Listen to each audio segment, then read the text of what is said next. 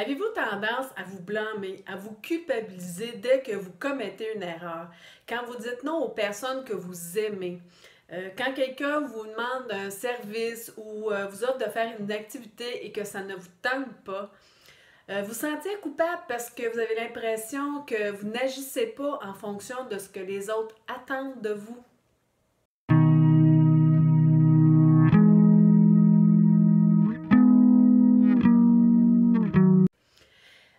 Bonjour, ici Marie-Christine Savard, coach de vie, éducatrice spécialisée, auteure et créatrice des ateliers Ouvrir les portes du bonheur.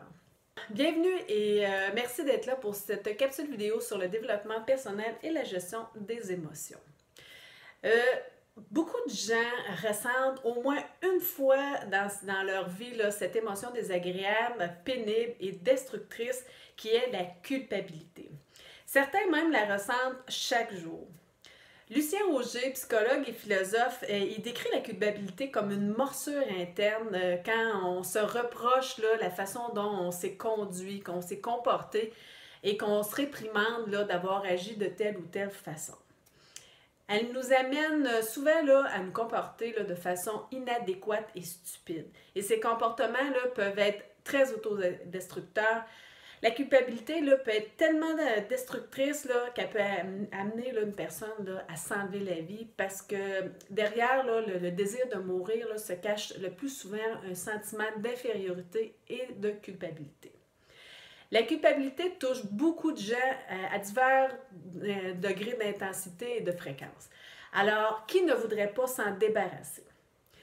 Comme toutes les émotions, la culpabilité n'est pas causée par le comportement en soi, mais par les idées qu'on nourrit là, par rapport à ce comportement-là. La preuve est que plusieurs personnes là, peuvent agir là, de la même façon et ressentir les émotions très différentes. Et pourtant, le comportement reste le même. Pourquoi? Tout simplement parce qu'on ne pense pas tous là, de la même façon, qu'on ne perçoit pas là, les choses tous là, de la même manière.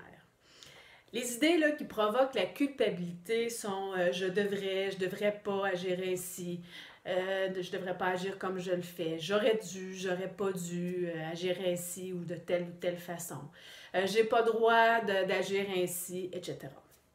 Avez-vous remarqué, pour ceux là, qui ont lu mon article ou visionné là, ma capsule vidéo Comment mieux gérer sa colère, comment les idées là, sont semblables à celles qui engendrent la colère? C'est parce que la culpabilité est en fait de la colère, mais dirigée vers soi. Ce sont les mêmes idées là, que pour la colère, mais formulées à la première personne, du singulier. C'est-à-dire, on les formule au je. Comme pour la colère, la culpabilité peut nous amener à nous comporter de façon absurde, comme se faire du mal à soi-même et affecter là, les relations interpersonnelles, nos choix de vie, etc. Mais surtout, la culpabilité nous empêche d'accéder au bonheur parce qu'elle nous empêche de ressentir là, des émotions agréables comme la joie, la sérénité, la fierté. Parce qu'on croit là, qu'on n'a pas le droit de penser à soi, qu'on ne le mérite pas, qu'on n'a pas le droit de dire non, qu'on doit toujours être de bonne humeur, etc. D'autant plus que se culpabiliser, ça n'arrange rien là, par rapport à ce qui s'est passé dans le passé. On ne peut pas revenir en arrière pour effacer là, ce qui s'est passé. Alors, il vaut mieux mettre son temps et son énergie à réparer son geste plutôt de se culpabiliser. Pensez-y. C'est pas plus avantageux et bénéfique là, de trouver des solutions, une façon de réparer son geste ou de trouver des moyens là, pour éviter là, que le comportement se reproduise plutôt que de se torturer à l'intérieur ou de se faire du mal physiquement. Aussi, demandez-vous plutôt ce que vous avez à apprendre à travers ça. Ce serait beaucoup plus constructif. Vous ne croyez pas? Par contre, il est important aussi de se responsabiliser par rapport à nos actes, à nos choix. Il est nécessaire pour ça de faire la différence entre la culpabilité et la responsabilité. La culpabilité, c'est une émotion. Tandis que la responsabilité, c'est, selon Estelle Borgia, coach de vie spécialiste là, de l'approche émotivo-rationnelle, une action par laquelle l'individu a contribué à la réalisation d'une chose, activement ou passivement, directement ou indirectement, en partie ou en totalité, de près, de loin, ou consciemment, inconsciemment, intentionnellement ou non intentionnellement. La plupart du temps, avec la culpabilité vient la dévalorisation. Pensez à la façon dont vous vous parlez quand vous avez commis une erreur. En général, ça ressemble à j'aurais pas dû agir ainsi, j'ai pas le droit de faire ça. Et vous rajoutez très souvent je suis nulle, je suis stupide, je suis une mauvaise personne, je vaux rien, je suis minable, etc. Or, est-ce que le fait de commettre une erreur fait de vous une mauvaise personne, une personne minable? Bien sûr que non. Ça fait de vous un être humain, tout simplement. Euh, est-ce que le fait de... Est-ce que l'être humain a été conçu pour être parfait? Bien sûr que non. Alors, vous avez avantage à diminuer vos exigences par rapport à vous-même. Aussi, demandez-vous là, si vous pouvez être plus ou moins un être humain. La réponse est non. Donc, rien ne sert de vous rabaisser. Vous avez tout à fait le droit de commettre des erreurs, de dire non, etc. En fait, selon Lucien Auger, nous n'avons aucune valeur extrinsèque. Ça veut dire que la seule chose qui fait qu'on s'intéresse plus à certaines personnes qu'à d'autres, ce sont les intérêts et les valeurs qu'on partage avec ces personnes-là. Donc, la seule valeur que nous avons, c'est celle que les gens nous donnent. Et le plus souvent, c'est en fonction là, de notre métier, notre compte en banque, mais aussi là, par nos valeurs, nos intérêts. Est-ce que parce qu'une personne a des valeurs ou des intérêts différents des nôtres, ça fait que cette personne-là est un être mauvais, un être minable, indésirable? Bien sûr que non. On est juste différents, voilà tout. Et c'est pas parce qu'une personne a un moins gros compte en banque qu'elle vaut moins pour autant. Notre compte en banque n'a rien à voir avec notre valeur comme être humain. Aussi, toujours selon lui, il y a deux types d'actes, soit les actes délibérés et les actes non délibérés. Par les actes délibérés, il entend les actes là, qui sont déterminés par nos émotions présentes au moment de l'agissement. Un acte délibéré est celui qu'on fait exprès de commettre. Et un acte non délibéré est un acte qu'on fait sans s'en rendre compte, là, sans faire par exprès. Par exemple, si je signe un document important, c'est un acte délibéré, tandis que si je renverse là, mon verre par terre en arrivant trop vite près de lui, c'est un acte non délibéré. Derrière chaque acte délibéré, se cache une émotion et derrière l'émotion, évidemment, se cache une idée puisque ce ne sont pas les situations comme telles là, qui provoquent les émotions, mais bien nos idées, nos croyances. Maintenant, comment on fait pour se débarrasser de la culpabilité? En changeant notre façon de percevoir les choses, tout simplement. Certes, c'est pas aussi facile à faire qu'à dire, mais c'est faisable. En prenant conscience qu'on peut être ni plus ni moins qu'un être humain, qu'on n'a qu'une valeur extrinsèque, c'est-à-dire qu'on a juste la valeur que les gens nous accordent en fonction de leurs valeurs et de leurs intérêts. Mais le plus important, c'est en changeant ses idées et ses croyances. Je ne devrais pas agir ainsi, j'aurais pas dû agir ainsi, j'ai pas le droit à l'erreur, etc. Par des idées plus réalistes, comme il serait préférable que j'agisse autrement. Je suis un être humain, donc faillible et imparfait. J'ai le droit d'agir ainsi, etc.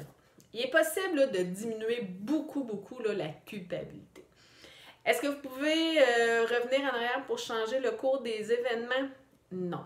Puisqu'on ne peut pas revenir en arrière en aucun cas, il est plus constructif et profitable de consacrer son énergie à réparer un geste inadéquat, inapproprié, que de se culpabiliser à outrance et de trouver des moyens afin qu'ils se reproduisent le moins souvent possible. La perfection n'est pas de ce monde, alors nous avons tous le droit à l'erreur. Aussi, vous avez avantage à changer votre croyance que de penser à soi, de se choisir est tout à fait égoïste et inacceptable. Souvenez-vous que vous êtes la personne la plus importante dans votre vie puisque vous êtes la seule personne avec laquelle assurément vous allez passer le reste de vos jours. Or, il devient essentiel de penser à vous et d'apprendre à vous choisir. Pour arriver à se débarrasser de ces fausses croyances-là en lien avec la culpabilité, ça demande du travail et du temps car ces idées réalistes-là, ils disparaîtront pas comme par magie. La première étape, c'est la plus importante, c'est de prendre conscience de ces idées irréalistes-là qu'on entretient, qui nous font sentir coupables. Et dans un deuxième temps, c'est de les confronter avec la réalité. Non pas notre réalité, mais la façon dont le monde est construit. Par exemple, lorsque je prends conscience que je me culpabilise avec des idées réalistes comme j'aurais pas dû faire ceci ou cela, je peux confronter en me demandant, avec les idées, les croyances que j'avais à ce moment-là, l'état d'esprit dans lequel j'étais et avec les croyances, les connaissances que j'avais à ce moment-là, est-ce que j'aurais pu agir autrement? Évidemment, non, puisque vous étiez dans cet état-là. Vous avez agi comme vous l'avez fait parce qu'à ce moment-là, vous étiez dans cet état-là, dans cette émotion-là, et c'est comme ça. Alors, il est inutile là, de vous taper sur la tête là, puisque vous ne pouvez pas revenir en arrière là, pour défaire ce que vous avez déjà fait. Demandez-vous plutôt là, ce que vous avez à apprendre à travers cela. Ça va être beaucoup plus constructif et profitable, n'est-ce pas? Il est important de prendre conscience aussi qu'on ne se fait pas penser. Donc, à ce moment-là, précis, là, quand vous pouviez pas agir autrement parce que consciemment ou non, vous avez agi parce que vous pensiez que c'était la meilleure chose à faire. Comment vous pouvez agir autrement là, si vous pensez qu'à ce moment-là, c'était la meilleure chose à faire? Je tiens à préciser que le but, c'est pas de ne plus ressentir de culpabilité, mais d'apprendre à comment se débarrasser de la culpabilité pour en réduire l'intensité, la fréquence et la durée, pour ainsi se sentir plus agréable, faire plus de place aux émotions agréables comme la sérénité, la joie, la fierté. En résumé, on change nos idées, on change nos croyances, mais on change automatiquement notre état d'être, notre état émotionnel et par le fait même nos comportements. On le fait premièrement en prenant conscience de ces idées réalistes-là qu'on entretient et dans un deuxième temps, en confrontant ces idées, ces croyances avec la réalité. Aussi, il est important de se responsabiliser par rapport à ces comportements.